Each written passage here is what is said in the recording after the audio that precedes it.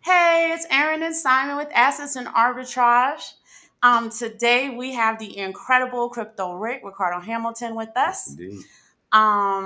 Definitely got lots of updates, lots of technical things, lots of stuff happening in the industry, and stuff's happening so fast. I don't even think we can keep up with it. That's hard to keep up. We were talking about the other day. We might have to go live, more often because things are turning over so Almost, fast. yeah, almost every day. Yeah, So, Rick, I do want you to take a moment to just introduce yourself, anything extra you've been doing, because you're always doing something new and we yeah, love it. And we want to Yeah, be on top of your successes as well. yeah. You guys are going to be in and out of the live, but Rick and Simon, these are your subject matter experts for precious metals, and they're all over it. yes, indeed. Yeah. So look, man, everybody, There we go. sound money, sound money session. Get in here, like this out, share this out. It's a lot of value, a lot of information. And like they talked about, things are accelerating. And there's some things that you need to know. There's certain things that you need to be doing. And so I know that we got a great show for y'all tonight. Share some value information. But I'm honored to be here as always, helping people, understand the monetary system, understand, what's going on with the dollar, what's going on around the world with global finances and BRICS and gold and silver and crypto. And I got a new website I put together, still making some updates, but definitely check it out, www.runwithrick.com, runwithrick.com to get more details. But like I said, brother, I'm always honored and happy to be here to discuss, the pertinent issues of the day and how to help people be prepared and take advantage. So thank you for having me. Oh man, it is our pleasure. If you guys remember, we had Ricardo on the 100th episode celebration, so and we chopped up some good game there. But there's a lot going on, and today, like I like to say, stay stacking, stay stacking, stay stacking, ounces, satoshis. But today's we're gonna focus more on precious metals because there's some important things going on in the precious metal market. And one of the first things I wanted to ask you, Rick, because you put out a post, I believe yesterday now. Let me double check right here. I'm just double checking, making sure. You put out a post about India's August silver imports are at a rate of 65% of annual mining supply. Yeah. And that is a big deal because India is part of the BRICS coalition, Brazil, Russia, India, China, South Africa. For them to have 65% of annual mining supply. So to the Come on. people and to me, what does that mean? Yeah, well, understand something that we're at war, and there's different ways that you fight a war, Hmm. and one of those is obviously monetarily. And we see China and India and other countries strategically buying more gold and silver to hedge against the continued dollar devaluation. Obviously, the Federal Reserve just cut interest rates by 50 basis points, Yeah. manipulating this market. Obviously, the economy is not well because we don't have a free market. Otherwise, we would not need the Federal Reserve to step in with emergency monetary policy the way they've done. But also because the industrial demand, in 2025 alone, it is projected that the demand will outpace the supply for physical silver. And Mm. now that we're in this technological revolution and solar panels with AI and the amount of electricity that's needed to run AI, and then of course, just everything else, the applications for silver in healthcare and industry, and it continues to grow. Countries around the world, including India, like we just talked about, are buying more silver and accumulating more gold and silver than ever. And silver is a very strategic metal. I mean, they need it in industry and government and military, and now it's also returning to its role as money. So the people are starting to get silver. So silver is the most undervalued physical asset on the planet. And when I saw that post, I was like just blown away because we are in a silver squeeze. The demand for physical silver, that the rigging and manipulation of this market will come to an end. It's coming to an end because of the rules being changed by Basel III, the Bank of International Settlements. And obviously, we talk about BRICS and they're making their bilateral trade agreements and backing their currencies by gold. Hmm. And so, yeah, this is the time to definitely make sure that you have a significant position in physical silver. But I was Mm. blown away when I seen that because that was just the month of August. Yeah. 65%. Talk about a shortage coming and what that's going to do to the price of silver. Yeah, and I've been hearing this, because I follow different people in the silver industry, and I've just been hearing these different things.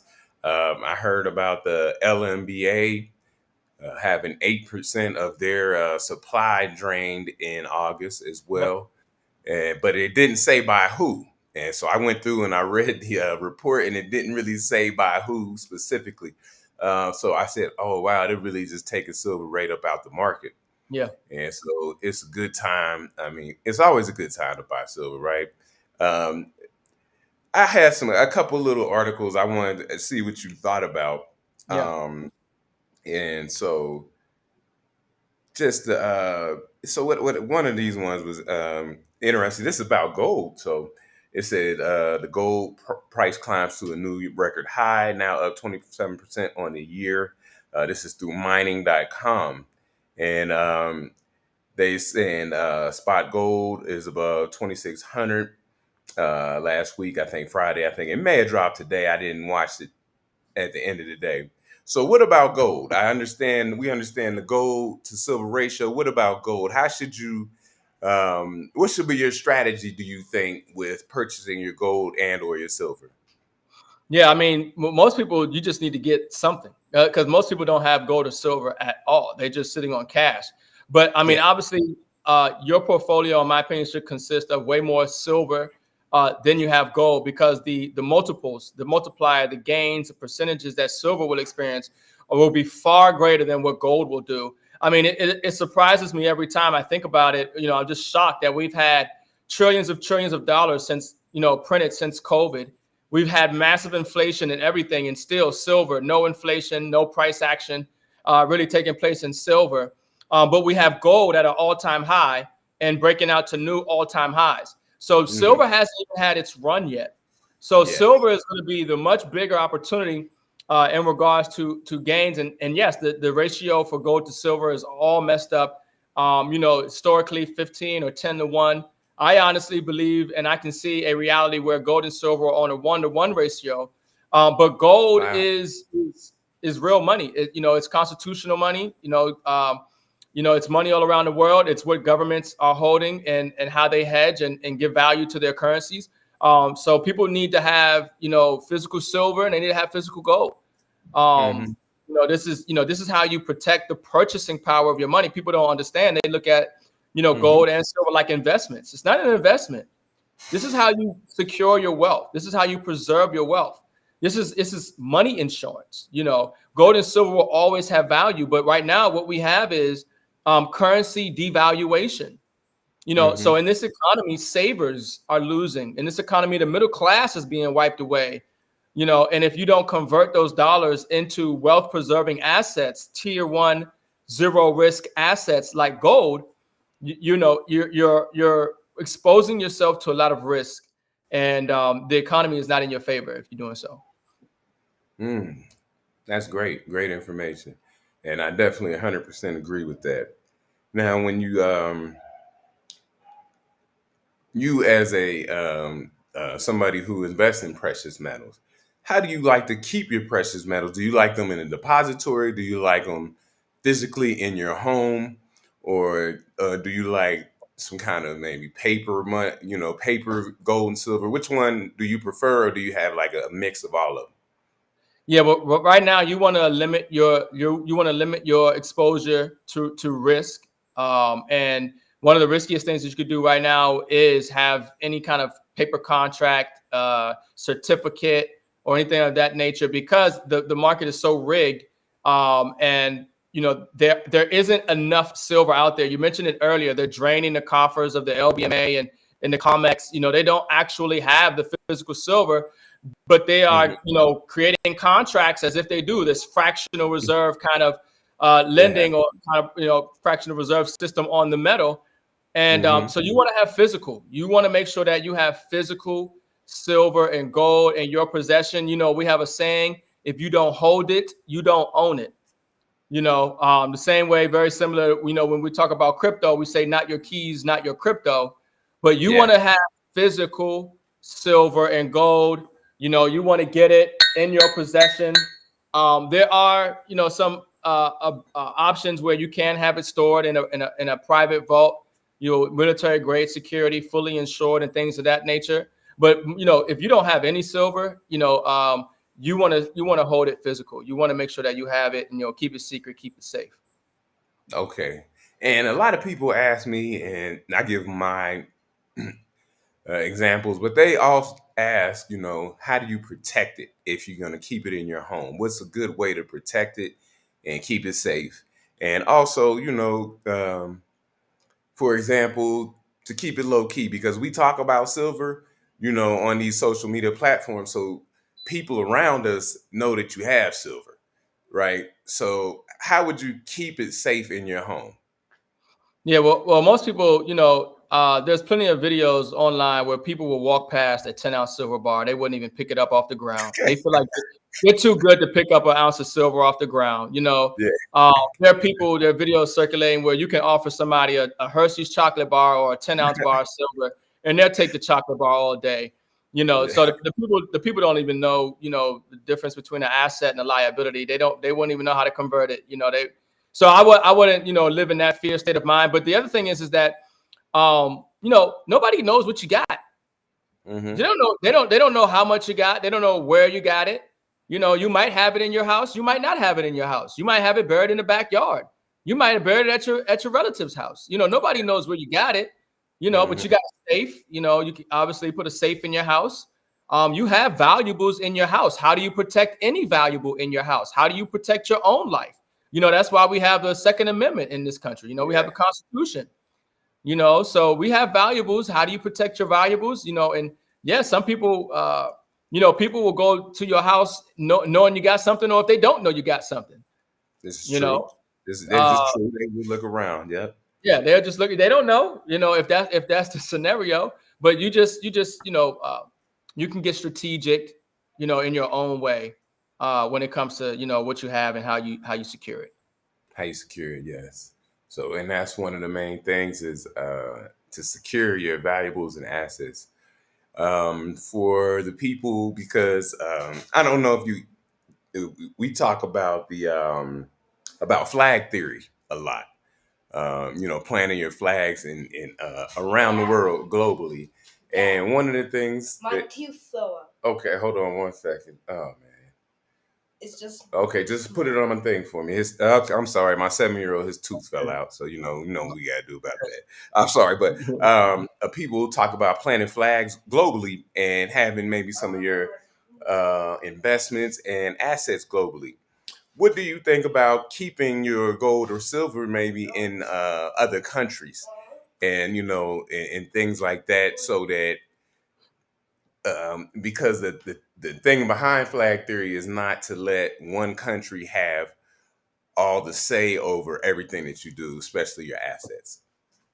Yeah, you definitely want to have like a military science and tactics with your approaches to how you preserve and strategize, and where you go to your next location if your first location gets compromised. So you definitely want to be, have a contingency plan in that sense. Yeah, you definitely want to have it spread out to the best of your ability.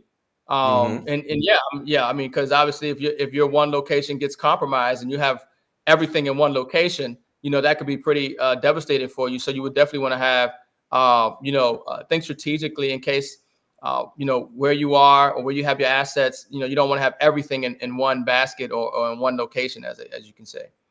Yeah.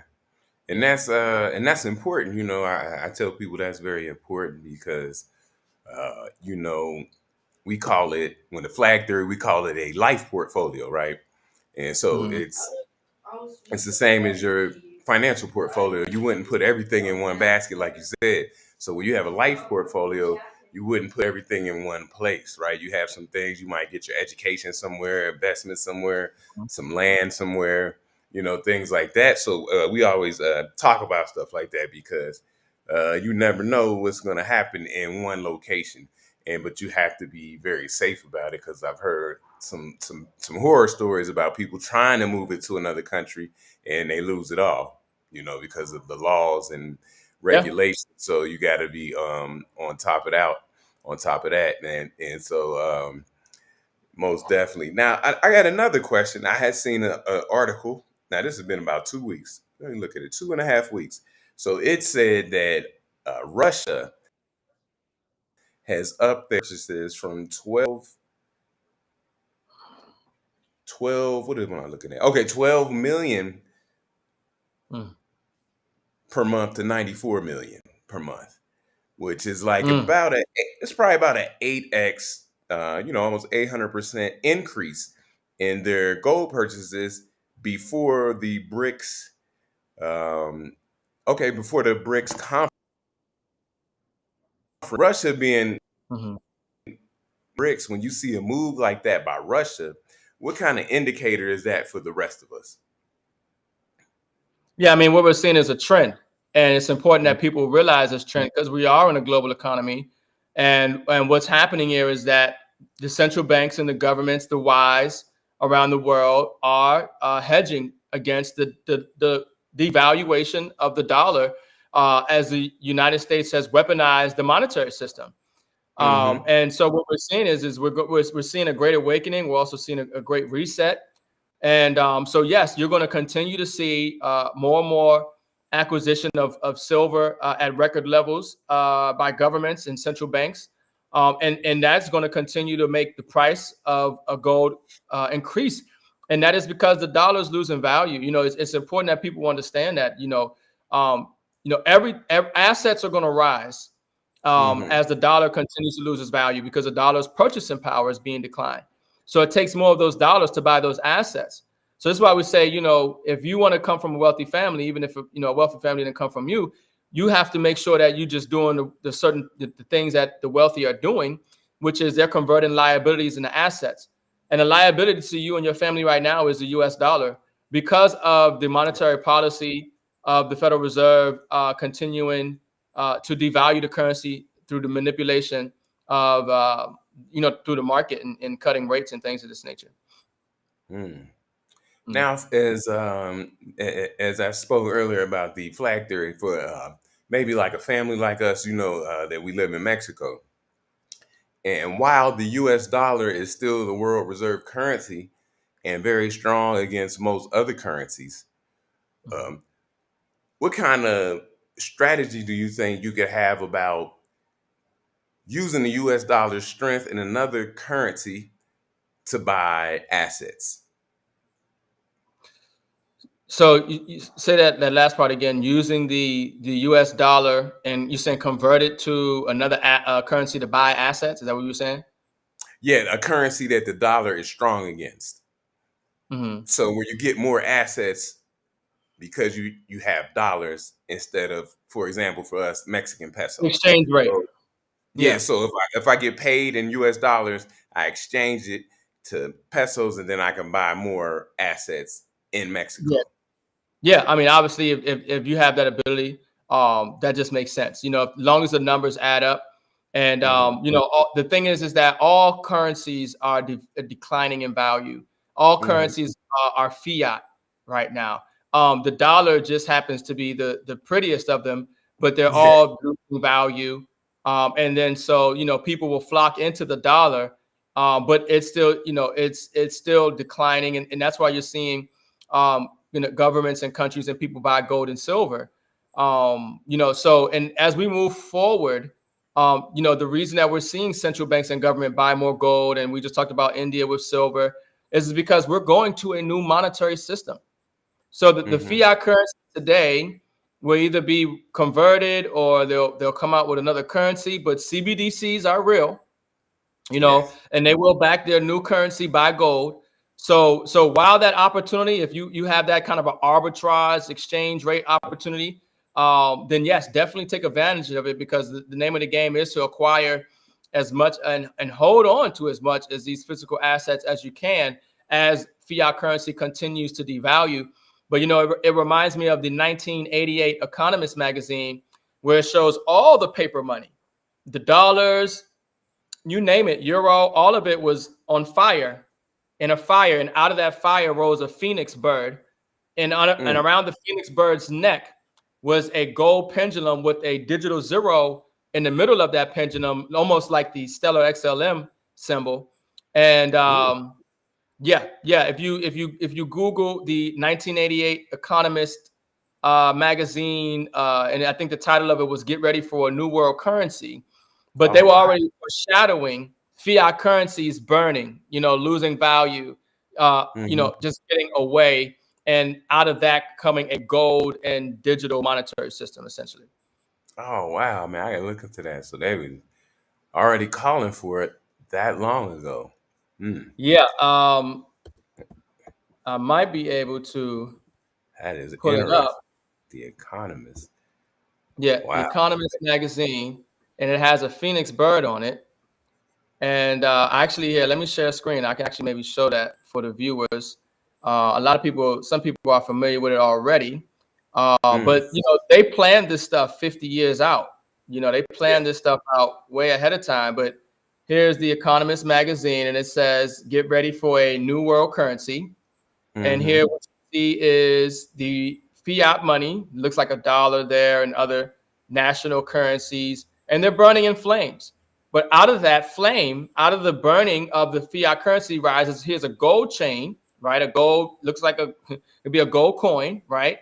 On Uh, the neck of this phoenix bird. So why is China and Russia and all these governments and India and them buying more gold and silver? Because they know that the new world currency, you see, you said mhm. that the dollar has the world reserve currency, and it's losing its status. More Yeah. countries are de-dollarizing. Saudi Arabia is taking other things outside of the dollar for oil, so that Okay.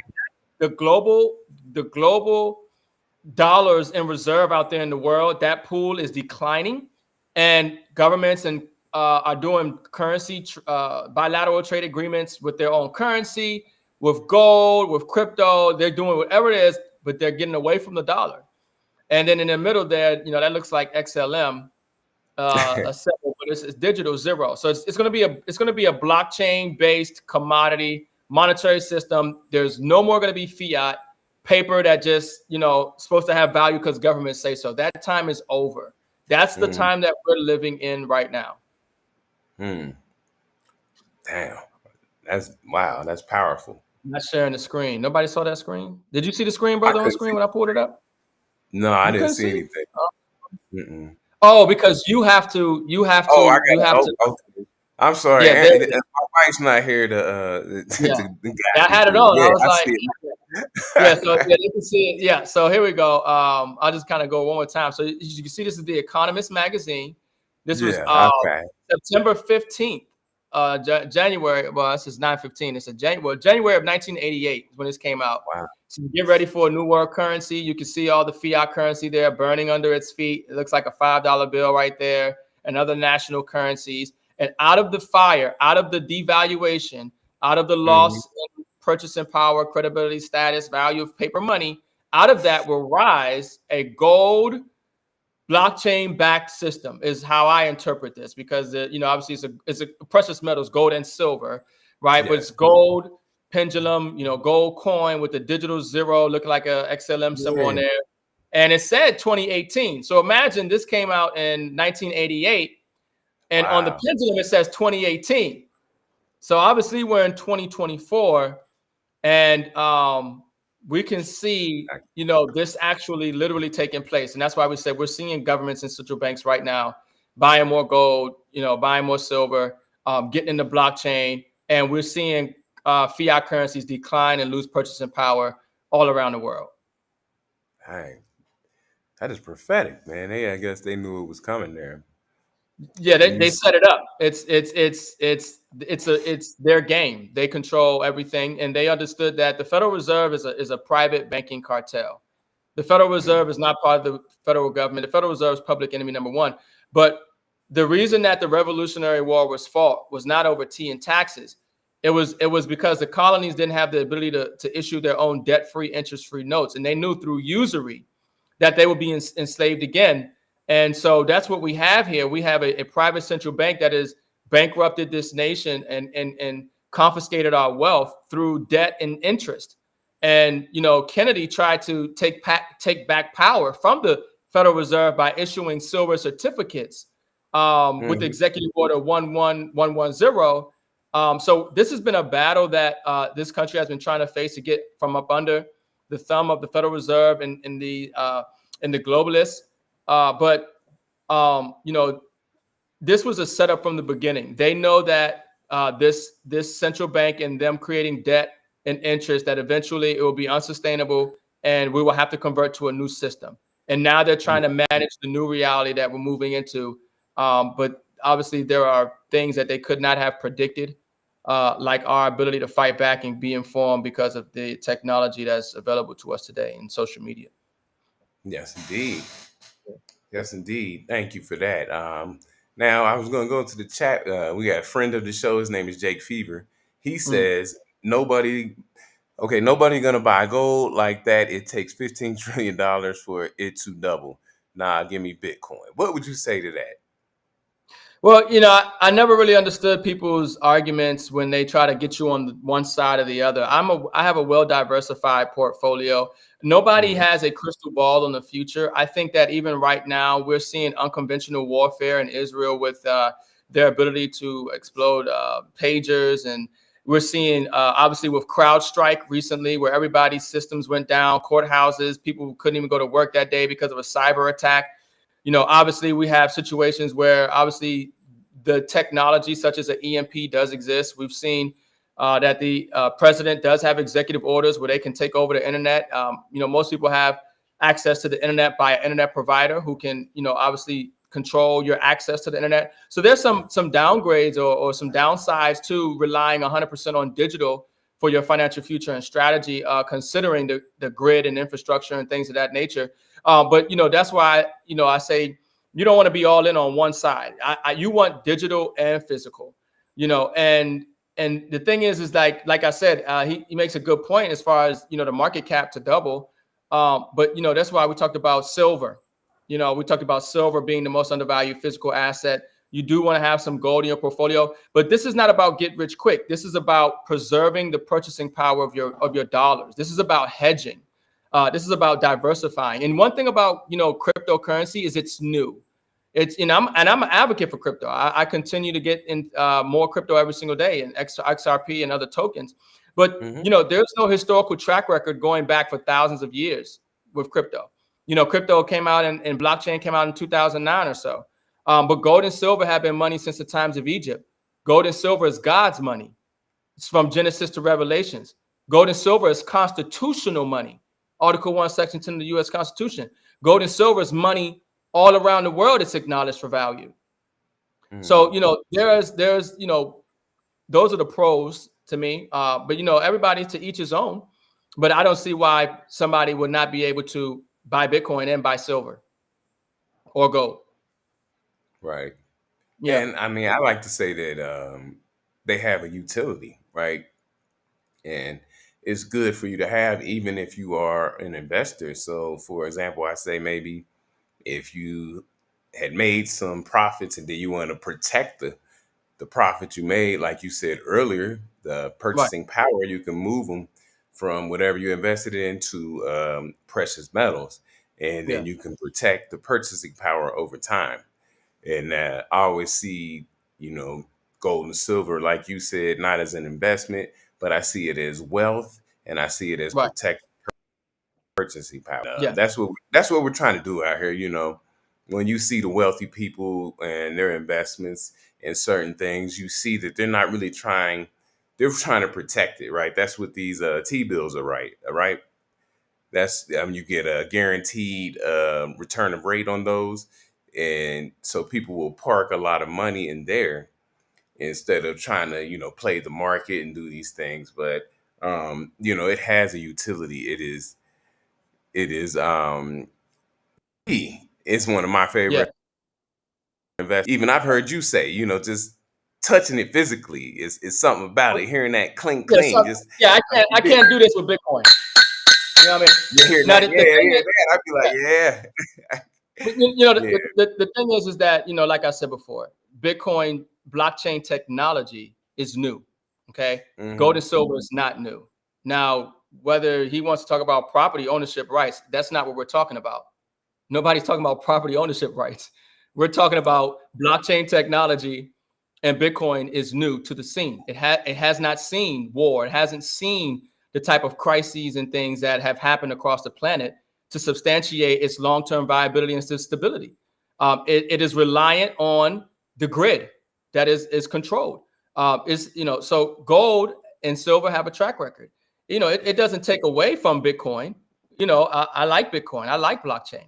But you would, I wouldn't be able to sleep well at night if all I had was my money in digital. You want to have a real solid foundation in something physical as well. But you have Bitcoin maxis out there, and some people are just Bitcoin, Bitcoin, Bitcoin, and that's their prerogative. Nothing wrong with that. So let me ask you this. A lot of people in my research over time, a lot of people who are real big on stacking silver, they're also what I would call like survivalists and doomsday preppers and things like that. Is that something that you advocate? Like having enough water and getting your canned goods and having your guns and your ammo, and you know how Yeah, they go. of Is course. that something that you Right, yeah. for being prepared? Yeah, definitely. I was just fixing my rig last night. I got the medical bag rearranged, put some things in there in the medical bag. Make sure I had my night vision and my comms, my Bofang radio, everything charged up. Checked everything. Yeah. I mean, you always got to check your stuff. But obviously, my seeds, non-GMO, heirloom. Seeds, to grow your food and water, access to clean drink, purifying water, ways to purify your water. You know what I mean? So, yeah, I'm a big advocate in that. You have to prepare for, obviously, if you see where the world is right now and you're not preparing, woe, it's going to be woe unto you at this point because things are not getting better. And then if you listen to wise people like Jim Rickards, they'll tell you that, yeah, everything is going digital. And yeah, so, this is a digital age, but gold and silver will still have value. It is still going to be the underlying foundation to what gives value to the digital. In fact, the digital doesn't even exist without silver. Silver's electrical conductivity and its rate is the best electrical conductive metal. This technology that we're using doesn't exist without these rare earth minerals, silver and probably gold as well. So somebody who, you just have to see the bigger picture, Right. but every central bank digital currencies, this digital money, it is a secure, way to actually, move value around the world. But it will be backed by gold. It will be backed by silver. I mean, the fact is that we just started to show off with an article saying that India just purchased 65% of all of available silver for this year in 1 month. Why would India be buying more silver and gold than they have at any time period history? Why would China be buying more gold and silver than any time? Why would Russia be buying more gold? Why is JP Morgan sitting on over 800 million ounces of silver? Why do we have gold in Fort Knox, supposedly, if that's the case, if just gold is going to be worthless? You think it's a psyop game against the people? The people don't have anything anyway. They don't own nothing. So what do you think? It's a psyop? They just want you to think gold and silver has value? People ain't buying gold and silver anyway. So what's the point of the governments and institutions buying gold and silver for if it ain't gonna have no value? Everything's gonna be digital. There's some pieces to the puzzle that is not being considered. If anybody who's looking in that time frame, in that mindset. Okay. So I'm glad you said about the preparedness and having all the stuff that you got. Yeah, that's dope to hear that, because we also talk about people being prepared, having your stuff, your canned goods, your water, if you have guns, your ammo and stuff like that, and like the bug out bags, all this stuff. You gotta be prepared for anything that may happen.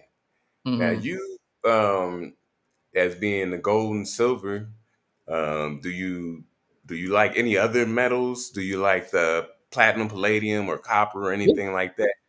Yeah, I got some platinum. I was getting about 10,000 platinum here and there every time, and it adds up. So I get some platinum, mainly silver. I get some gold. Copper, I think, is going to be big too. But here's the thing that you have to conceptualize to really help you understand what it is you're getting into. That everything, the dollar will continue to devalue. Okay, the dollar will continue to lose value. So that means assets are going to rise, commodities are going to rise, real world things that have value in the real world are going to rise in dollar terms. So as long as you have something that is of real world value, real use, an asset, that is going to do well. But if you're just holding on to dollars, you just got dollars in your savings account or whatever have you, you're going to lose because the dollar's purchasing power is going to continue to decline. So yes, these metals that are used in industry, you need them. You need the silver, you need the gold, you need the platinum. It just happens that silver is the most affordable, and actually the more valuable, to me, and the most undervalued physical asset on the planet. That's what silver is. Is the most undervalued physical asset on the planet. If you ask me, XRP is the most undervalued digital asset on the planet. Okay. But this is the thing that most people don't really know, that gold and silver have multiple uses than just one thing. I mentioned silver as electrical conductivity, but I didn't talk about how silver is antimicrobial, antiviral, antifungal, viral, bacterial, fungal, and I didn't talk about silver's self-healing ability. We didn't talk about silver's use case in just different industries, photography and everything else. So the industrial use, the real world use for silver is in the thousands. So you can't reduce, these metals to one aspect of something and say, well, what happens when that is possibly replaced because of innovation in the marketplace? It is not accounting for the actual real value of what we're talking about. Mm-hmm. And and that's something we talked about maybe a few shows ago. You probably seen an article about Samsung and the silver use in the EV vehicles. Solid state And batteries, so, yes, huge. yeah, and so they talked about how much silver you needed in each battery, and it was a lot. I can't remember the number off the top of my head, but it was a lot of silver in each battery, and you could see that the silver, I guess, the need for silver is far beyond the what's coming out of the ground, and you see Yeah. this kind of stuff all around with big on solar panels and stuff like that. Do you see things like that forcing the silver squeeze, solar panels, EV batteries? We know our electronics and stuff like that. Do you see that pushing the silver squeeze further? Yeah. Yeah, I honestly believe that in 2025 we're going to see all-time highs for silver, and that's just $50, which is nothing. It's a mind blowing. Like I said, I mean, we've seen inflation and everything else, except in silver, trillions of dollars printed, Yeah. just all kind of manipulation in these markets, and silver hasn't moved at all, right? So, yeah, no, I'm surprised. Um, you know, uh, just at even when we look at this, But I missed that. Say that last part again to your question. I'm sorry. I was trying to bring in some other thoughts that I Oh, have. just Yeah, oh say it again. no. I'm sorry. Just I was thinking. Well, damn. Now I Solid forgot. state batteries, silver squeeze. Yes, exactly. Yeah. So So this is the thing that people really don't realize. No, I'll try to give so much value and hit so many points because there's a lot of information and you want to get it to people and make sure they really overstand, because that's the conversation we're having. Like, most people don't even understand what we're talking about, let alone trying to get them to over or understand it. That's next level. But that can be done through, making it make sense, through articulation. And that's what I try to do. I try to really make it make sense to where, the neurons can connect in the brain and then some real action can be taken because, this is the time that we're in. But the silver squeeze is in full effect. Like I said, the industrial demand for physical silver is going to outpace the supply in 2025. We have the article for that as well. And you just talked about the massive need for silver and EV and solid state yeah. batteries. Obviously, massive demand for solar and silver needed in solar coming out of China and India.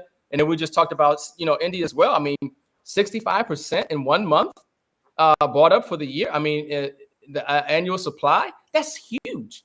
That's not a one-time thing. This is something that these governments, institutions are doing on a month-to-month basis. Yeah. So there's something coming. There's something coming. Yeah. Okay. Yeah. And that's what I was thinking, as I've been reading these articles and seeing things going on. Um, as far as this upcoming BRICS conference. So we talk about BRICS a lot on this podcast. Yeah. Can you give us in BRICS and the BRICS Plus nations and nations who are looking to be a part of BRICS nations?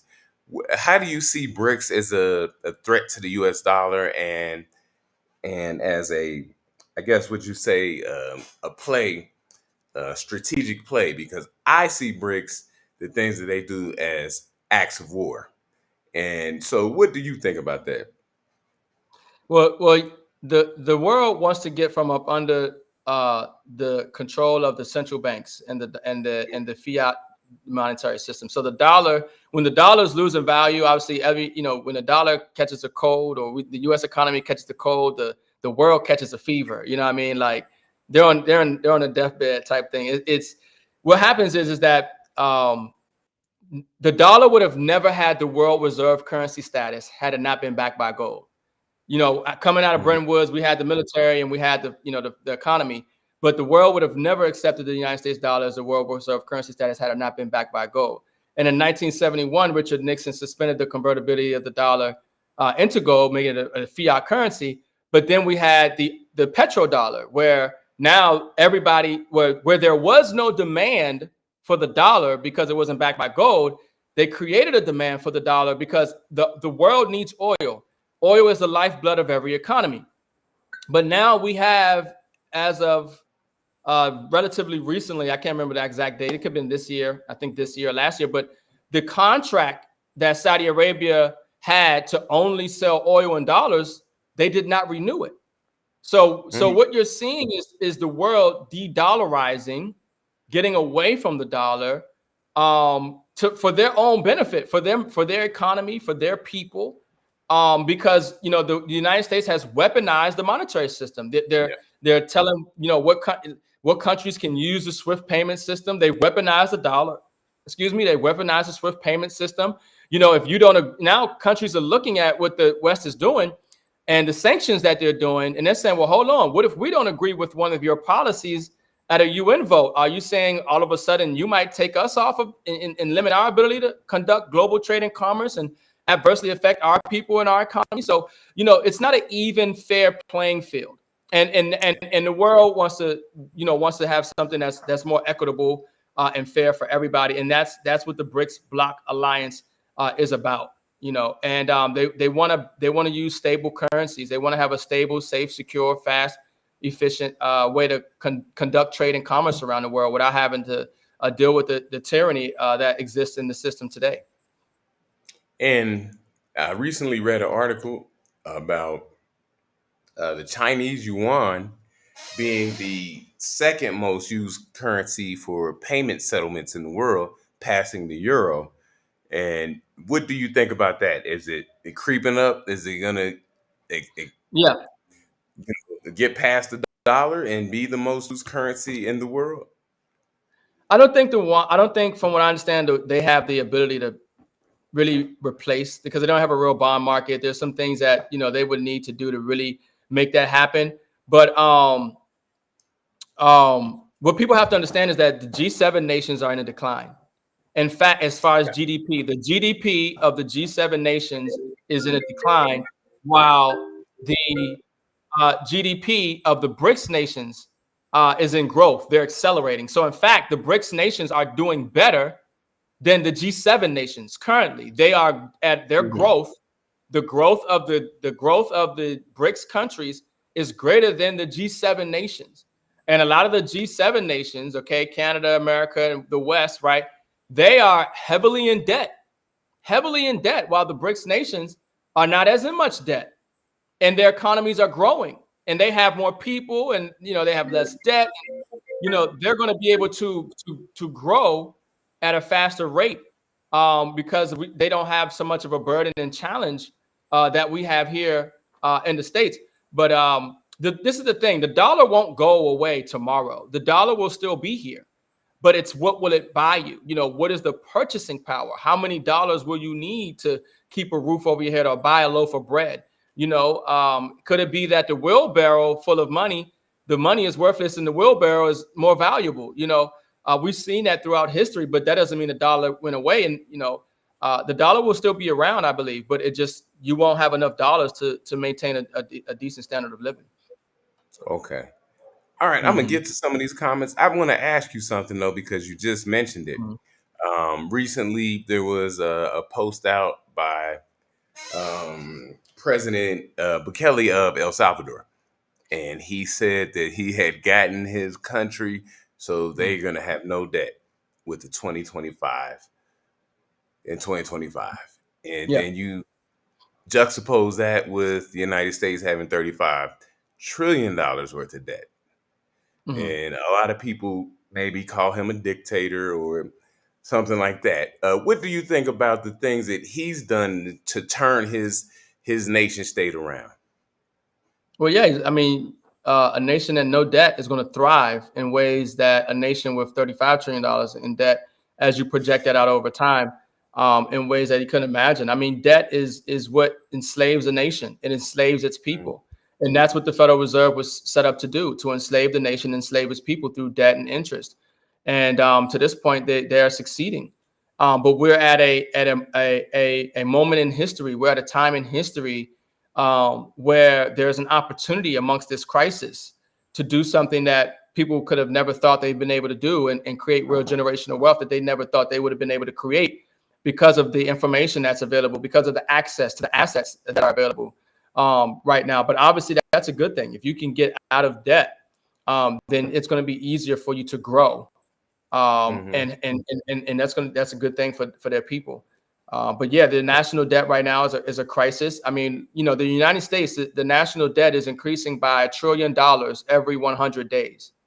Every Yes. 100 days, there's $1 trillion added to the debt. And then the interest payment alone, just the interest payment for the year on the debt is about $1 trillion. So we're on a totally unsustainable fiscal path. And that's why I pulled that Phoenix bird up earlier.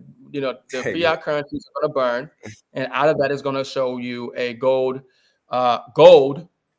digital system. You know, Mm. yeah, blockchain digital system, definitely. Yeah, that's definitely heavy. And I'm a big supporter of El Salvador. We've been there uh, a couple of times and went down to see what was going on, and how the environment felt. And for people who don't know, El Salvador does not have their own national currency, so they have to use the U.S. dollar. And that's one of the things that President Bukele was trying to do, is have Bitcoin be legal tender so they can get away from the U.S. dollar. And Mhm. so we used it. We used it. It's a little difficult. It's a little difficult back then, but it's going to get smoother. And I think it's a great place. There's a lot of people down there moving from the West, like you said, United States, Canada, and places like that. And so I really am a big fan of El Salvador and the things that he's done to clean up the country and all the violence. So, as a person who lives in the United States, do you think it's necessary to have somewhere else, maybe that you can, a landing spot or somewhere where you can, go to and lay low? That's what I call it, laying Of low, course. or just to get up out of the United States and the things that they have going on. Yeah, we talked about it earlier. You want to have a contingency plan. You want to have emergency plan. You want to have a backup plan. And I think that if the conditions here did get so bad, you want to have the ability to go somewhere else.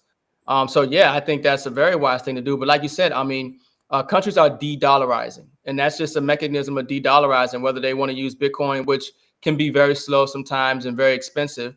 There are some upgrades that need to take place. Okay. So the Bitcoin is not the best solution all the time for every scenario, but it is a solution. And I think that's what the world wants. It comes down to options.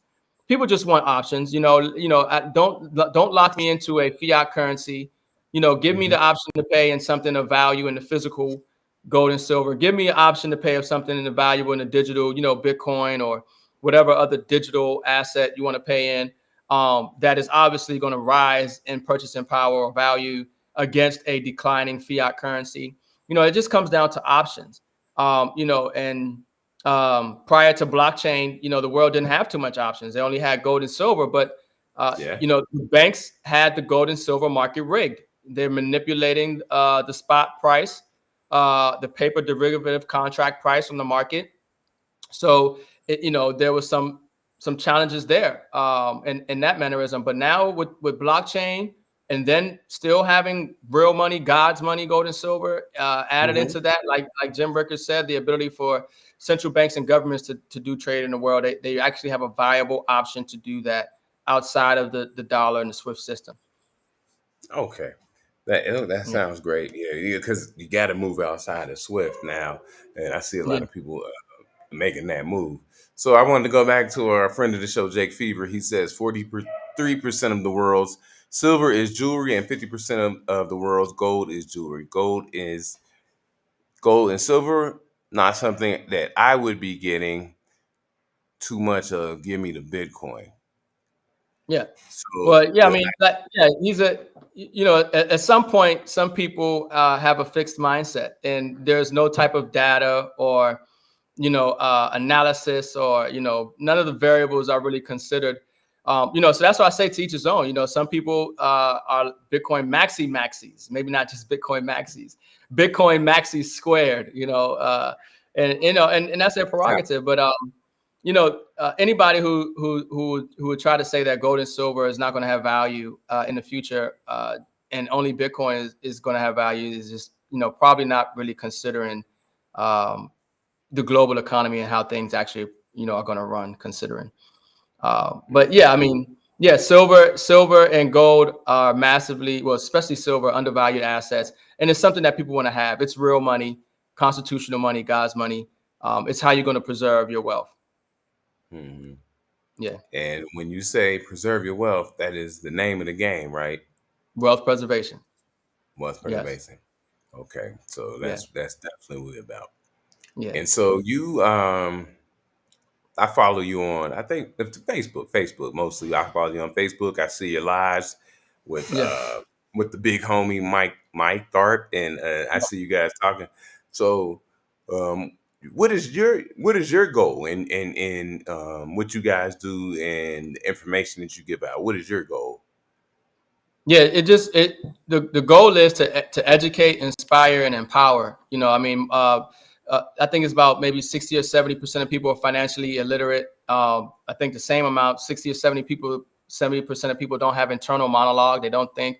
So a lot of people don't really understand what's going on in the world, especially the monetary system. They don't understand fractional reserve lending. They don't understand that the dollar is fiat currency. People are just becoming aware of inflation.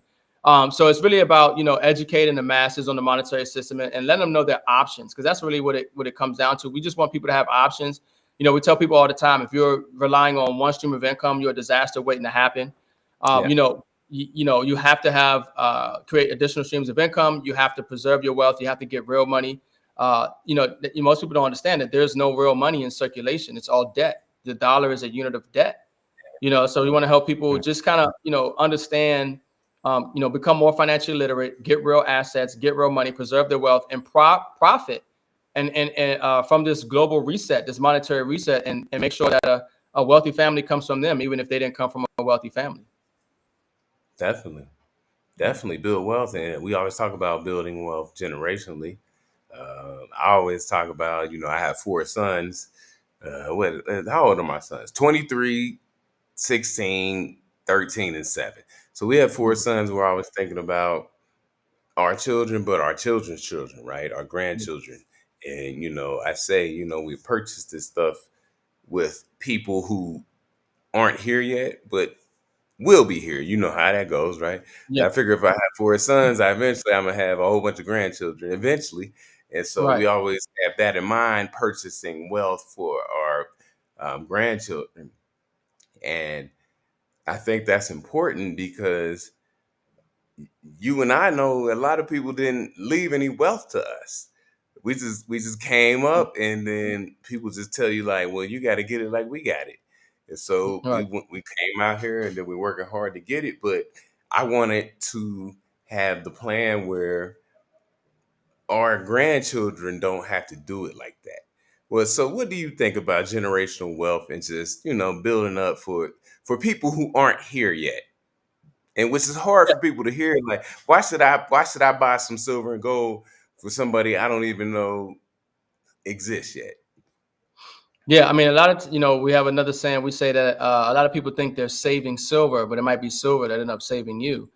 Um, Here we go. yeah, yeah, no, generational wealth is real. And for those who have been touched by in the heart and in their mind and their spirit to leave a legacy for their loved ones, Hmm. this is how you do it. This is the time to do it. Not everybody has that inclination or that desire, like you just so expressed. But this is the time to do it. And if you want to make sure that you are leaving something of value that would transcend events that would take place on the planet, if you're here or not, gold and silver is one of those best things. Hmm. Gold, like I said, the track record for gold and silver is thousands of years. Technology is relatively new. And we don't know what type of environment the world is going to be in, given the war scenario and the technology and things that are taking place.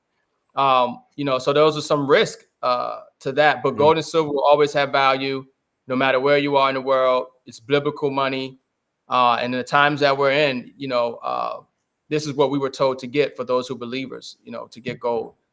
So, and I would add silver to that. But yeah, this is how you secure your wealth. The wealthy have been securing their wealth in gold and precious metals for centuries. Hmm. It's a time tested way.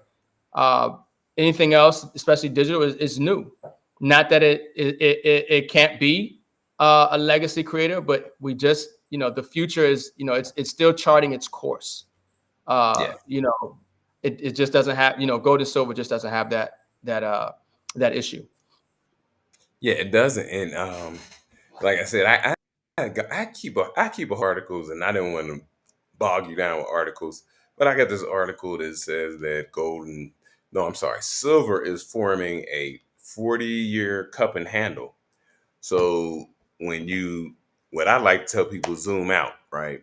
And if you look at a chart from a 40-year perspective, and you see that chart pattern, right? You can't see that chart pattern on digital currencies because that much time they haven't been around for that much time, right? And so what you're Yeah, saying is the time that they have been around is important to look at yeah, because they've been through things like you said, wars and poverty and depressions and all this stuff, and came out on the other side. So yes, I definitely agree with that. So let me ask you this: when did you get into gold and silver? Like, what got you into it? After 2008, 2011, I got really educated, even more than I was on the monetary system, and realized that how you bet against the debt is with gold and silver. It's real money. That's how you preserve your wealth. It's insurance. It's a way you save your money. It's not an investment. So it was really 2008 that kind of woke me up to the monetary system, because I just saw the average person, and even family members, who got the short end of the stick while Wall Street got bailed out, Main Street, got foreclosed on. And so in that discovery, I realized it's God's money. It's gold and silver that people want to have. In fact, over the last 20 years or so, gold and silver is doing about 10%, year over year, over the last 20%, over the last 20 years. Hmm. Um, so it's not an investment, but it still increases in value. And the reason it increases in value because a dollar continues to decrease in value. So if Yes. you understand that the dollar is going to continue to be devalued, then you understand that gold and silver is going to continue to increase in value and continue to preserve, your money, preserve Okay. your money. Yeah. Yes, indeed. So, good friend of the show, T. Willine, spoke in the chat. He said, "Are you saying war could ruin Earth so bad that tech would be destroyed?" No, the thing is that it's just a lot of risk and variables out there. I mean, even right now, while people are focused on Diddy, you got yeah, everybody's focused on Diddy, but the UN right now is trying to take away our sovereignty. The Yes. UN wants, they're trying to set it up to where our constitution, our rights don't matter during the next pandemic. They can take over this country, and so you people just don't understand that.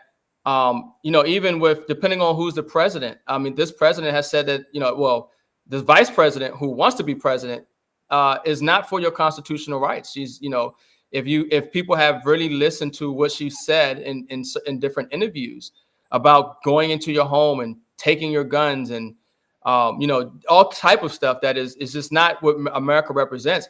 So the thing is that the future is not clear. And like I mentioned before, whether we talk about CrowdStrike, what happened with the computer systems around the world, okay, around the world, okay, whether we talk about right now, we have massive immigration crisis right now, millions of people across the border. And we don't know who they are, how trained they are. But it's well known that we have 4 main power grids here in the U.S. You take out one of these on the East Coast, the whole East Coast is down. Right now they're talking about, we're poking the bear right now with considering letting Ukraine strike deep into Russia with our missiles. Acts like this it's an act of war. If there's an EMP that goes off in the upper atmosphere over the United States, the EMP could just go up in the upper atmosphere of the United States. That's it. You don't have access to your electronics. You don't have access to your digital money. Executive orders already in place for them to take over the internet. In wartime, they can limit your ability to access certain websites. They can limit your access to do certain things. So, they control the internet. All right. The blockchain doesn't exist without the internet. Internet doesn't exist without silver. So I just try to consider some variables and risks that are out there that people aren't considering when you're just doing all digital. And not that I don't have digital. I'm a big believer in blockchain. I get cryptocurrency every week on automatic. Yeah. I just don't understand the opposite side where they say only blockchain and you don't need silver and gold. It seems very short-sighted to me. Mm-hmm. Yeah, it does. So, Crypto Rick, I know you have a family, and you say your contingency plan. How do you see, like, maybe teaching your family about these things that you speak to us about? I know I try to teach my children, and there's a level of they don't really care because they don't really understand the importance of it. But how do you see going about teaching maybe family about the importance of gold, silver, and even Bitcoin and digital currencies? you can do the best you can, but unfortunately, you can't save everybody. You know what I mean? And as much as we love our loved ones and relatives, you do the best you can. But it's those who have eyes to see, ears to hear. In their spirit, people are tapping into this information. But I mean, even adults now who hear this information, they're suffering from cognitive dissonance. They have a normalcy bias, complacency bias. They're being attacked with the water they're drinking, calcifying their pineal gland with the fluoride. They're being attacked with the food they're eating. You can have the best intentions for somebody, even loved ones. But they say you can take the camel to the water, but you can't make them drink it.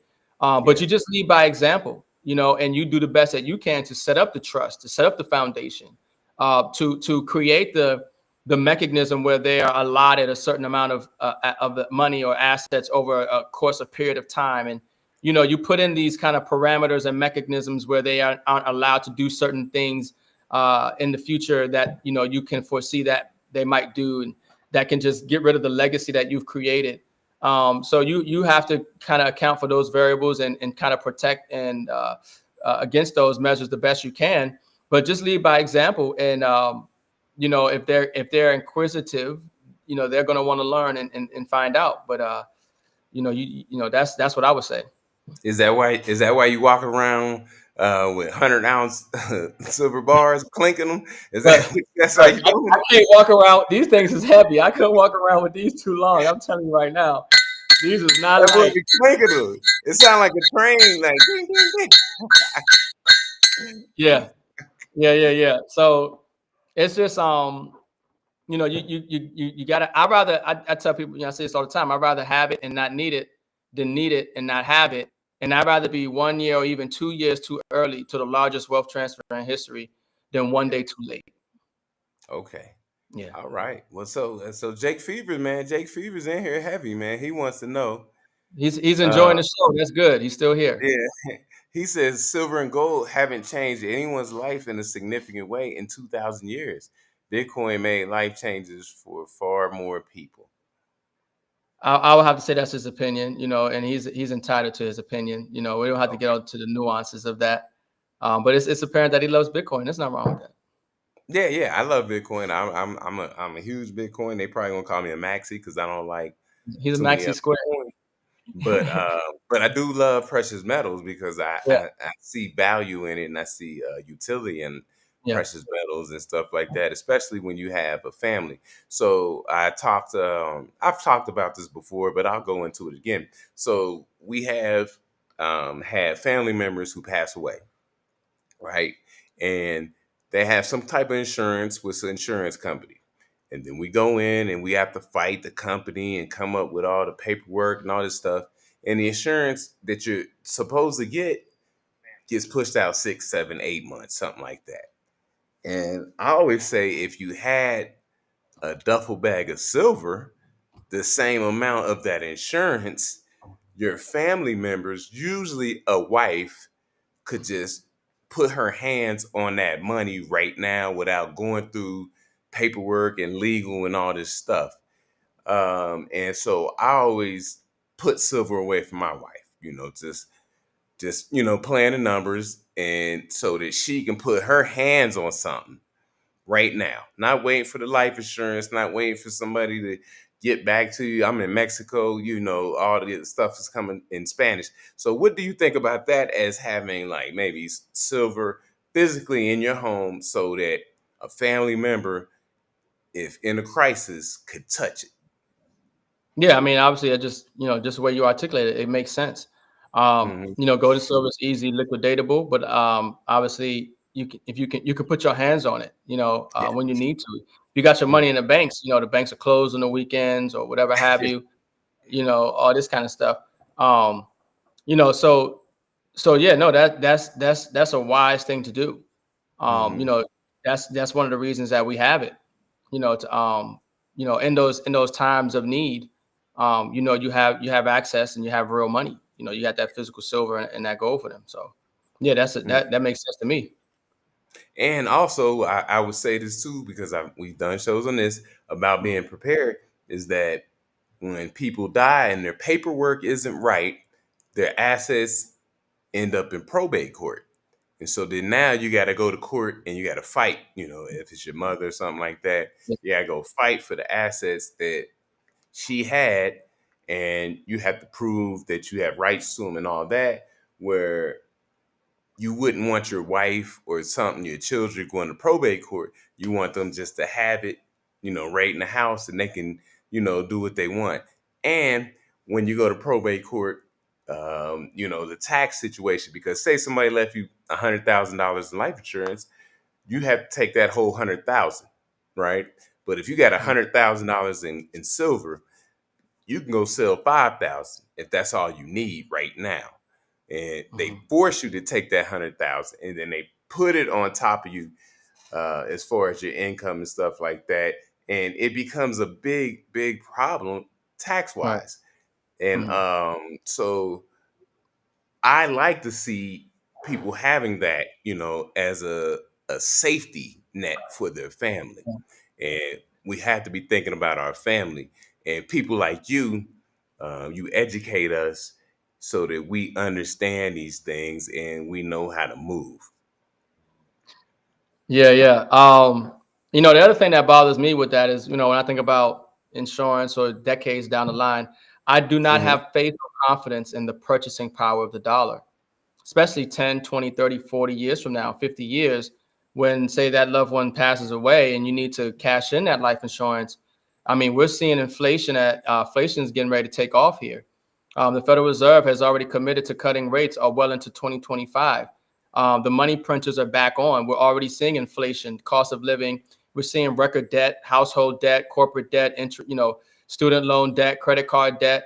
Hmm. The economy is not well. We're seeing the de-dollarization. So I don't have faith in the purchasing power of the dollar. So that's the only challenge I have as well with that when it comes to collecting on the insurance. $100,000 today doesn't buy you what it bought you 30 years ago. Not at all. So in the next 30 years, and God forbid something happened, you need to claim on that insurance on the loved one. What is the purchasing power of that $100,000 at that point, if there is any? Yeah. 30 years from now, it's a lot. It's a lot going on right now. I can't even imagine what the purchasing power of the dollar, if there is any purchase Yeah. power at all, 30 years from now. Yeah, 10 man. years from now. You definitely right about that. I tell people you could, probably build your own life insurance and things like that by having assets and having assets that don't have to be fought for and things like that. Like I said, through court, you have to prove everything. So And my man let me Jake let, is in here. uh, He said you might have cash. They said they're gonna tax people at the pawn shops, trade silver or gold. I say, well, I sell my yeah. silver to the cartel, so Well, I get a discount, Jake. So, but yeah. that's dangerous. Everybody can't do that, but Well, no, once again, it just comes down to really understanding and lack thereof of the subject matter at hand. I don't sell mm-hmm, gold and silver. I leverage it. It's an asset. Like if you need to mm-hmm, take out money from your house, do you sell your house or do you borrow against your house? You borrow right, against it generally, unless you want to sell it. My gold and silver, I don't sell it. I borrow against it. It's an asset. It's real money. The credit comes from the money. Okay. The dollar had value because it was backed by money. The gold and the silver are the money. So you don't have to sell your asset. yeah, And these type of arguments are not reasons to not have gold and silver, because obviously you're going to pay a tax on the crypto, or you're going to pay a tax on the dollar, or whatever have you. So it's just conjecture. It's just for the sake of creating an argument, at this point. yeah, But it and makes like great you, it makes great for great content. So yeah, and I'm sure that that when you do sell your Bitcoin, it's taxed as property, right? So um, you're going to be taxed anyway. So no matter what you sell and what you do. Now, if you're bartering your silver and gold, that's a different thing. You might not be taxed. If you're sending like your Bitcoin from wallet to wallet, you might not be taxed. You won't be taxed. So Crypto Rick, for somebody like you who does services for people and you had your preferred method of payment, what would you want? if I was to pay somebody right now, No, if somebody was to pay you, say you did something for them, do you okay, want $100 in cash? Do you want $100 worth of whatever, Bitcoin? Do you want what, $100 worth of silver? yeah, whatever they're able to pay in, because I know how to convert liabilities into asset. So if you gave But me $100 if cash, they're saying I'll pay you in whatever method you like, what would you like? so if they have the ability to pay me in Bitcoin or silver or cash or whatever have Yeah, you, yeah, I would, depending on who it is, it really doesn't matter. I would take what they can give me. If they can give me cash, I'll take the cash. If they can give me silver, I would take the silver. okay, Here's the thing about it. The thing is that obviously we still need cash, because most of your bills and everything is paid in cash. It's not paid in Bitcoin. It's not paid right. in gold and silver. So Mm-hmm. so cash flow is king. You still need cash flow. Your Mm-hmm. emergency fund should be in cash. Mm-hmm. So at this point in time, we still are using fiat to handle majority of things of our day-to-day lives. What a majority of the people are, you have some people who live in just off crypto. You have some people who just living off gold and silver. But in Mm-hmm. general, we're still using cash. So, I would take the cash and I will convert it into assets as I see fit. Mm. So part of your contingency plan is also, outside of having water, canned goods, these things like that, is to have ability to cash, so that you can handle business Yeah, you want to have because an emergency fund. You have to have an emergency fund in cash. At this stage, I mean, like, you still want to be able, if you have your car breaks down, right? You need some work on your car. You should have some cash that you can just touch. You yeah, should have an emergency fund. You shouldn't have to go, because the whole thing is you don't want to sell your assets. You're buying mm, crypto, you're buying gold and silver, not to sell it. You want to hold it, leverage it, borrow against it. You want to build wealth in it. You want to accumulate more of it. People don't really want to spend it. I mean, Mhm. people pay in crypto, but why pay in crypto when I can give you fiat? I want to keep my crypto, you know. So that's just kind of how I see it. Okay, and you know that when you have, well, like I said, the contingency plan of having cash. Do you have like an amount that you feel people should It's have basically on the it's everybody's different. Everybody's financial situation is different, but side? they Okay. generally they say you should have 3 to 6 months, emergency fund cash on hand. But everybody's scenario, I Mhm. mean, look, people aren't even saving 1 ounce of silver a month right now. They're not even getting 1 ounces. People have no savings. The data right now that's coming out, I mean, Mhm. average person don't got $1,000 in their savings account, man. People are living check to check. I mean, there's no Yeah. middle class right now. The economy is bad.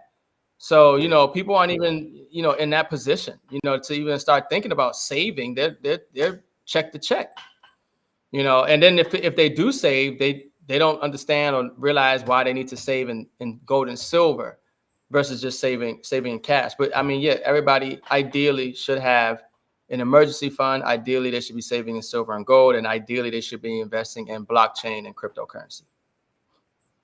Definitely. And Yeah. so for my young ones who are coming up and they don't have families yet, they don't have children yet. My Hmm. oldest son is a professor at the university. He teaches Hmm. English and business communications. He gets paid, and he just he put his pesos. He keeps his pesos at home, right? And then what we do is he'll give me pesos so I can have pesos on hand, and then I'll invest for him, right? And when we get an opportunity to talk to the young people and tell them, hey, do this at a very young age, younger than we started.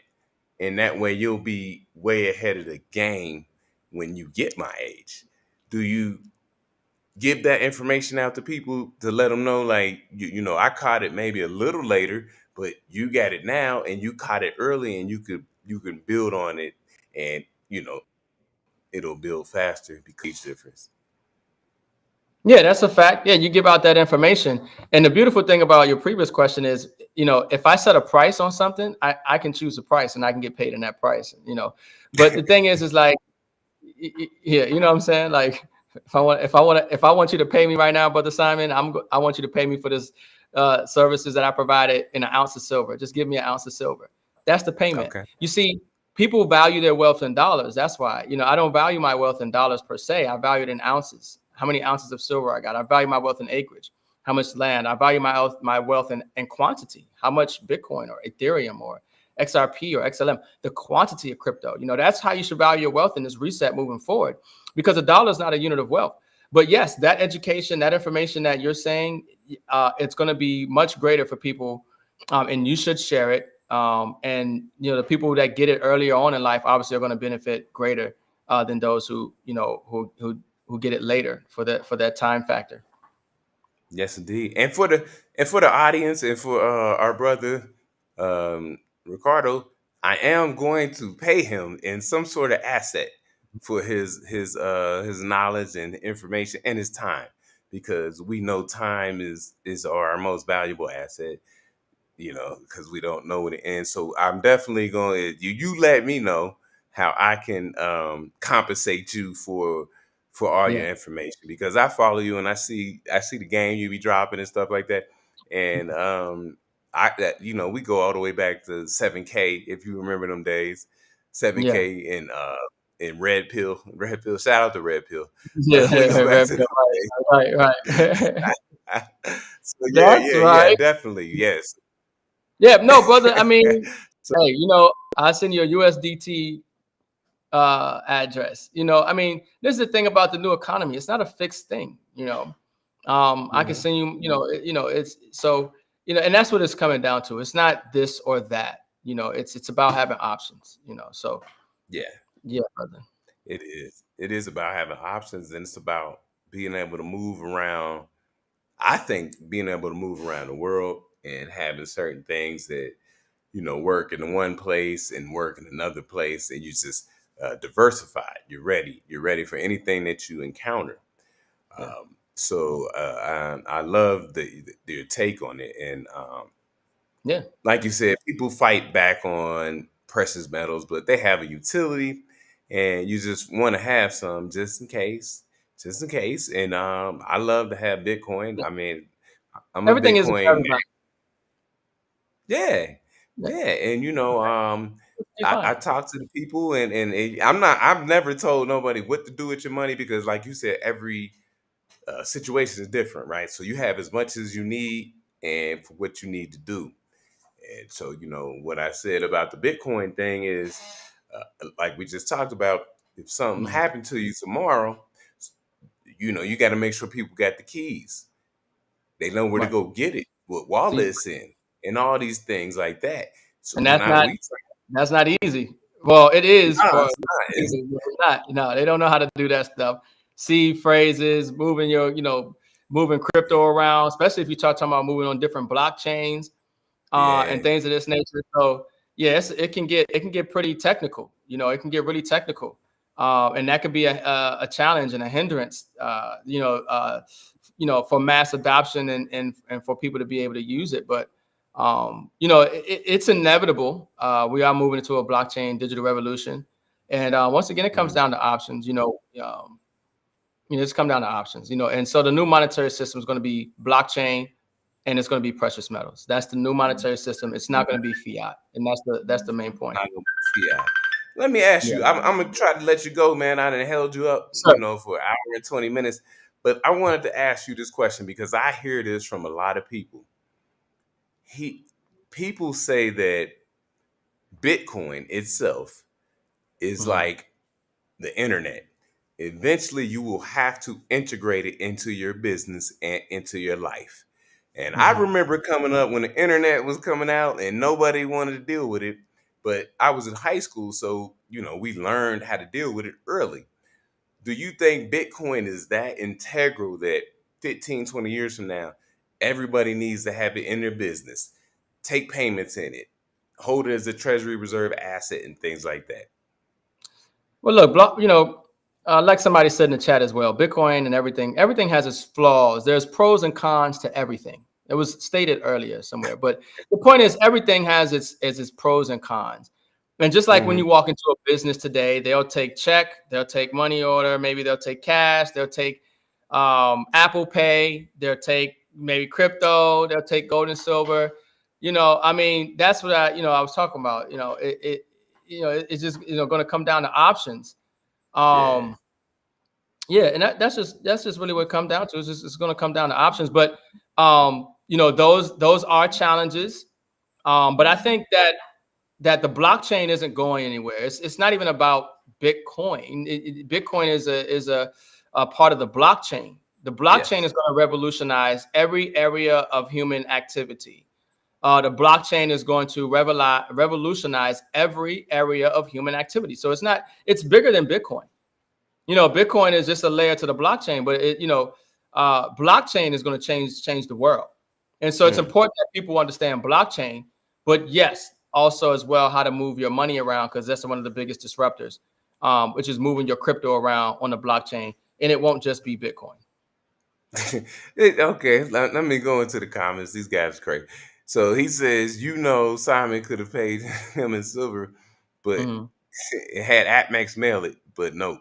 So I guess you didn't want me to mail you any silver, is what he's saying. And Well, the fact of the matter is, brother, you can pay me in silver if you like, or you can pay me in blockchain and crypto, because I'm an advocate for both.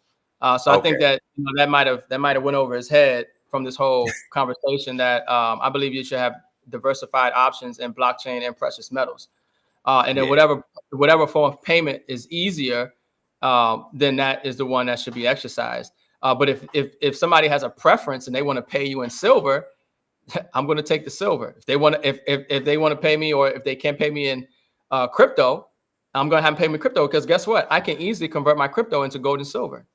Just right. and I can get it more instantaneous than actually having used a mailing system. So that's an Mhm. actual benefit to blockchain and crypto. Uh, Nobody's denied the ability of and the value and the use case of blockchain and crypto on this live stream at all, to replace or take away about gold and silver. So no, I don't get the point. Besides making a point. And our favorite Jake Fever, seed phrases is just as hard as finding a place to sell 10,000 kilos of silver. Um, I don't know. I can if I need to sell 10,000 kilos of silver, I'm sure I yeah, can sell that pretty easily. Um, yeah, I I don't know don't see about a C problem. phrases. Hard. I don't know about what that is. C phrases just as hard, but It's hard to memorize yeah. them. I think that's what he was saying. You got to have them Okay. written down somewhere in the place Yeah, where, that is right. So that's a drawback to. yeah, I guess he's saying that as a drawback to blockchain. I guess I'm not sure, but yeah, I think so. But you have to be prepared when you have stuff like that, and we talk about it with our children. I have a place where, like I say, my eldest son, he's 22 or 23. I stopped counting, and he has the keys. He knows everything that happens. My wife and I, we travel together.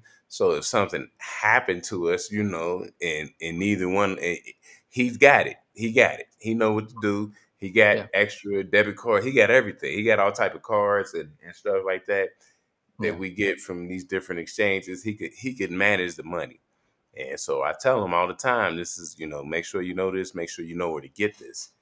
And so they're safe in that regard because we know if it's like, say something happened to you and you didn't pass on the keys, then isn't it gone? It's Is it? gone. I heard of companies that could recover it. I'm like, man, I don't know about that.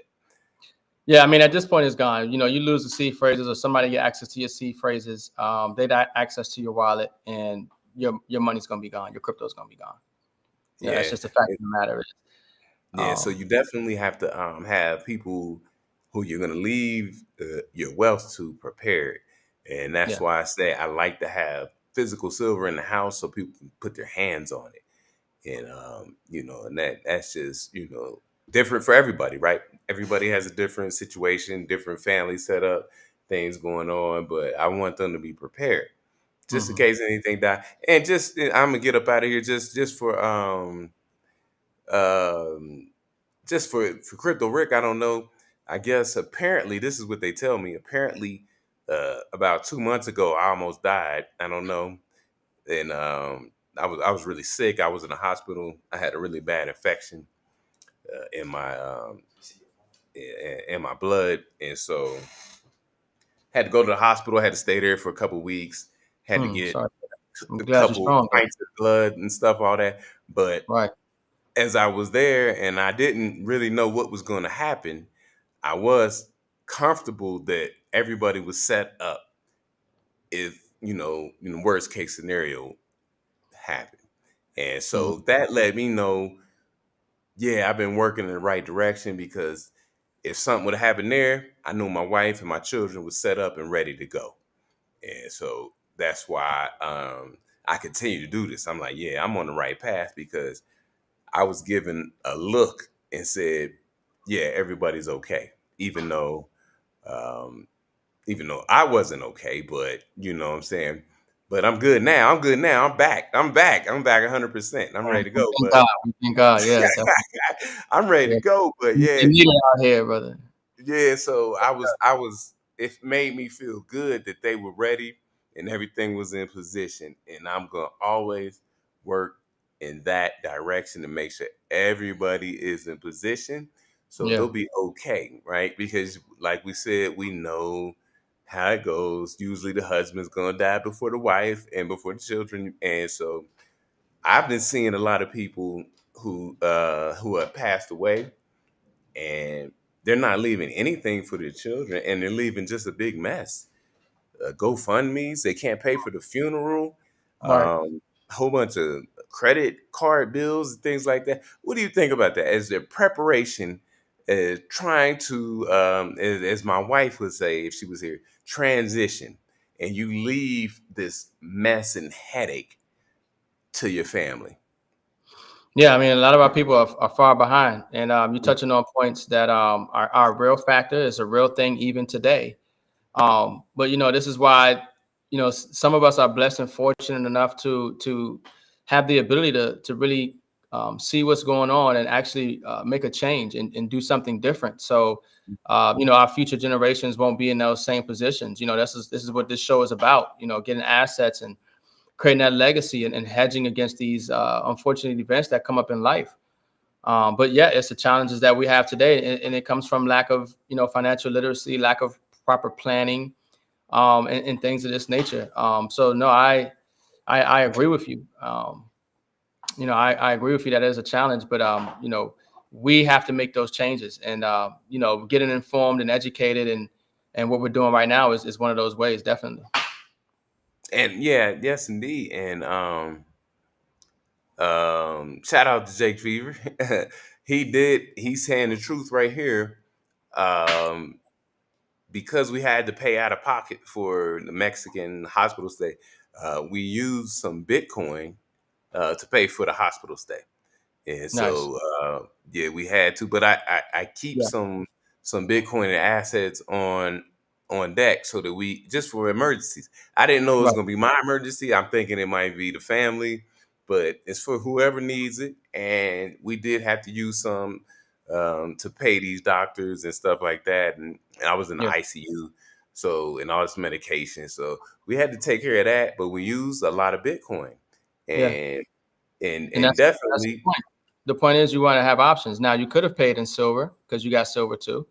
Depending on yeah. how much you had, but you chose to pay in Bitcoin. But the whole point is Mhm. that you had options. You know what I mean? And that's what it Yes. comes down to. People want to have the options, to be able to make these payments. Because I pay in stuff in crypto too, and sometimes, you might there's certain assets you're willing to sell and let go of, and certain assets you don't want to sell and let go of. Yeah. I spend my crypto before I spend my silver and gold. You Hmm. know, um, and that's what you've done. You spent your crypto before you actually spent your silver and gold. So that's This a statement is a statement in itself. But the point is that you had options, yeah. and that's a beautiful thing. And let me ask you this.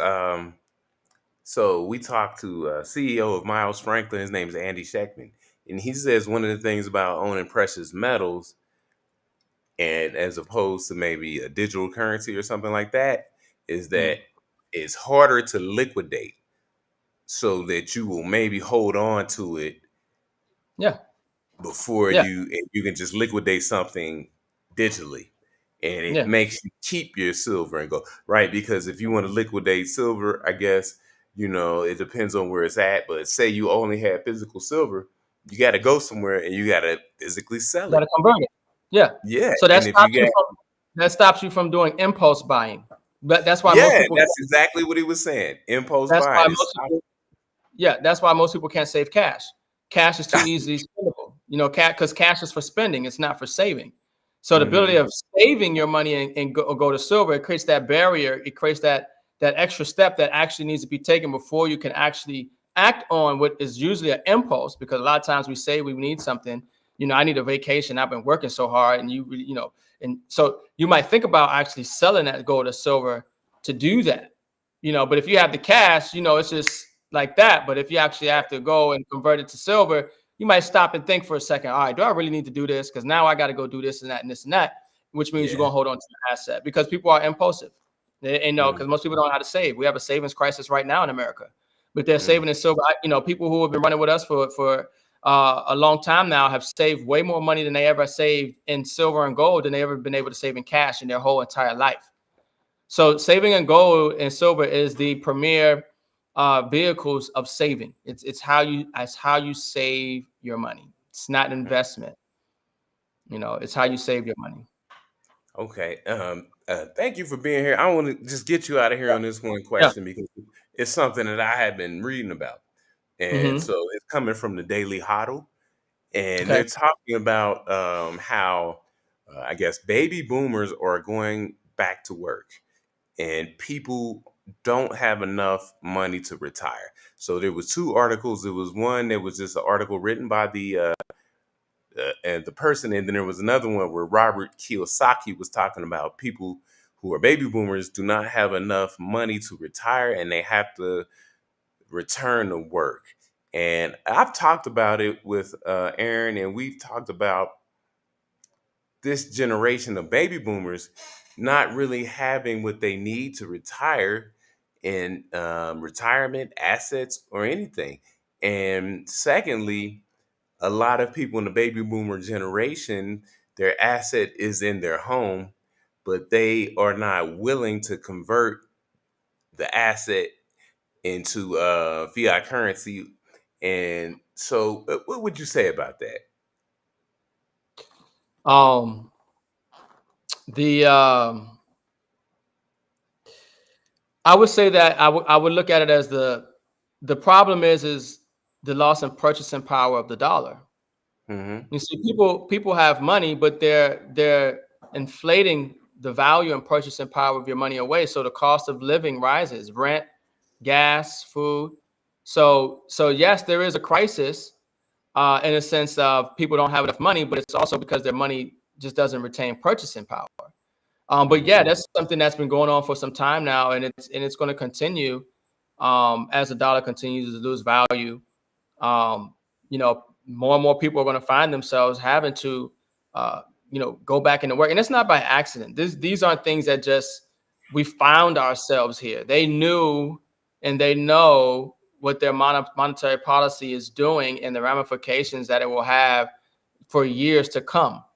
And so they operate on problem, reaction, solution. They create a problem and they wait for people to react to that problem, and then they Hmm. provide a solution that they've already crafted because they already knew the problem that they created in the first place.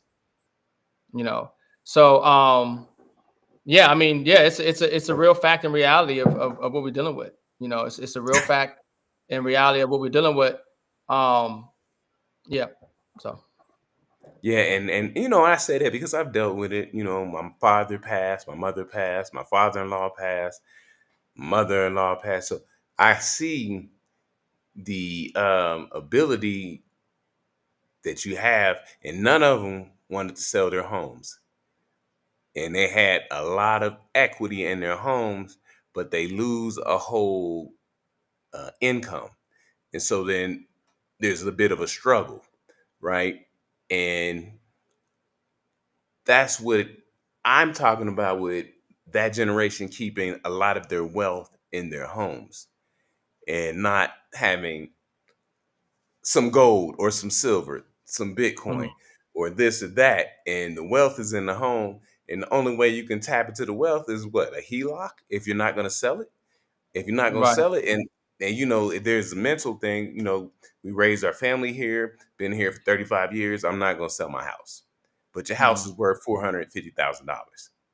mhm, But you need $250 to pay your electricity bill, right. right? And so to the rest of us who have to rally around as a community and help these people, and we say, but you got this amount of wealth, and so I always wanted my wealth to be Well, liquid, yeah. liquid. I want it to be liquid. I don't want you to have to sell a house. People are telling us, oh, but I gotta, have work done and all this stuff. And well, you need $250, but you got $500,000 worth of an asset, and you wouldn't sell it because So you just get a HELOC. Just get a HELOC in first lien position. Yeah, yeah, like that's what we told them, and they don't even want to do that. So it's that generation. I yeah. understand that everybody said your home is your wealth, so I understand the way that they see You that. got to work. Yeah, you got to work with the options that's given to you. I mean, these are the options, and then these are the outcomes. Inaction is an action, and we know what will happen if there's no action taken, and we want to avert that. So we just have to, look at all the options available, and we have to exercise one of them. Yeah, and these people uh, weren't. I mean, they're mostly women, but they weren't paying the bills and things like that. Weren't up on the bills. So when the husband died, they didn't really know what to do with the bills. And he never educated them on this is how you pay this bill, this bill, this bill. And so they're like kind of grieving and trying to figure out how to keep the household together.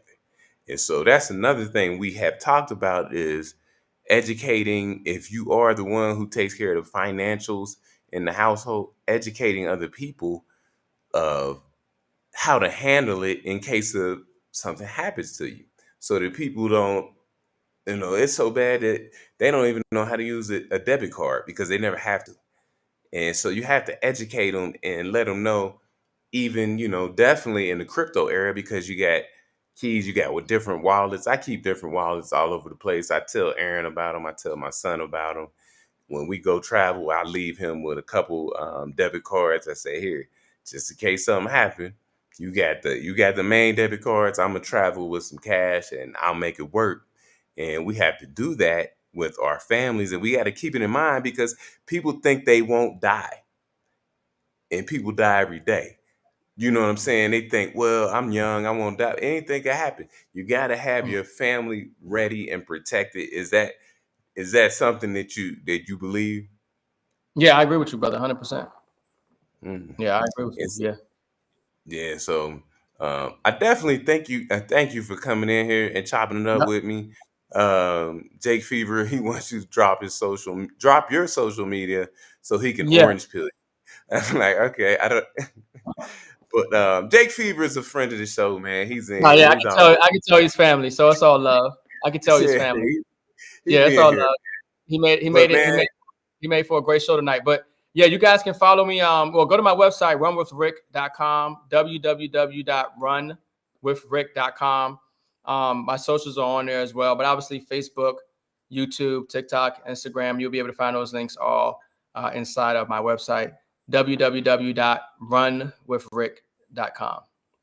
and thank you. I'm gonna continue as always following you and Mike Dart. Shout out to Mike and the things that you guys be doing and moving around. It's wonderful to hear the information that you have and the things that you do and the way that you give information to the community, because I don't see a lot of black men in the precious metals community.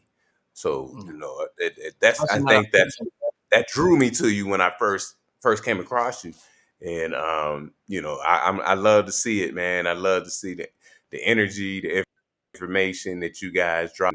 And so I always will follow you guys, and I'll reach out to you from time to time. I don't want to bother you, but I'll reach out from time to time so we can chop up some good game. And Yes, sir.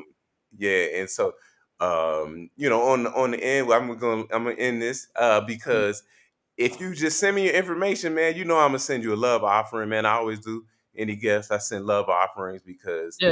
I No worries. appreciate your time and I Yeah. appreciate your knowledge and wisdom Yeah. that you give to us. So, man, just send me your information. I'm gonna take care Yeah. of you, no doubt. And Awesome. thank you, Yep. Crypto Rick, for being here, man. Honored We to be love you. here. There we go. Lace up, love you wealthy. We catch you on the next live stream, man. Yes, sir, man. Thank you for Wow. being here. Peace.